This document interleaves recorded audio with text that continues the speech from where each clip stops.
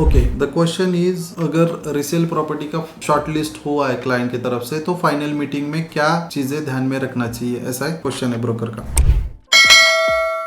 देखिए, मेरे हिसाब से तो आपको प्रॉपर्टी सेलर ने अपना प्राइस बता दिया है तो कस्टमर से एक काउंटर ऑफर लेना जरूरी है बिफोर फाइनल मीटिंग। अगर वो मान लीजिए 15 से 20% आसपास है जो भी प्रपोज्ड प्राइस था या एक्सपेक्टेड प्राइस था, तो उससे 15-20% अगर ऊपर नीचे है तो वेल एंड गुड, आप उनको इन्वाइट कर सकते हो। जब इन्वाइट करते हो तो आपका काम क्या रहेगा, जो भी बैकग्राउंड हुआ है, कब विजिट किया था, उनको क्या क्या चीजें समझ आई, क्या समझ नहीं आ रहा है, उनका क्वेरी क्या है, ये ओनर के साथ शेयर करना।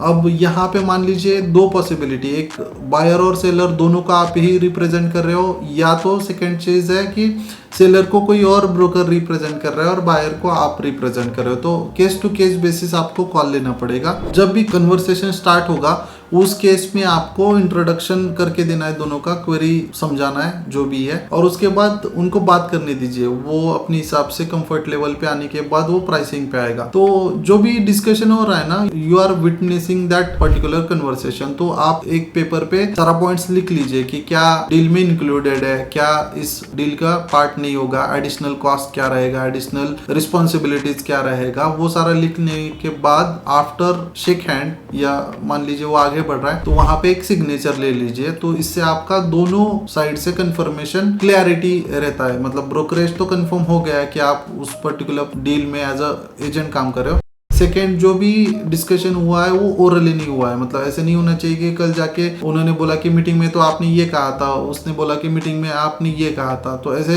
ऊपर ऊपर हवा में या डील टूटने का चांसेस होता है। तो इस केस में I will recommend note down bullet points और उस पर दोनों का सिग्नेचर ले लीजिए मिनट्स ऑफ मीटिंग इसके अंदर। तो ये हेल्प करेगा आपको।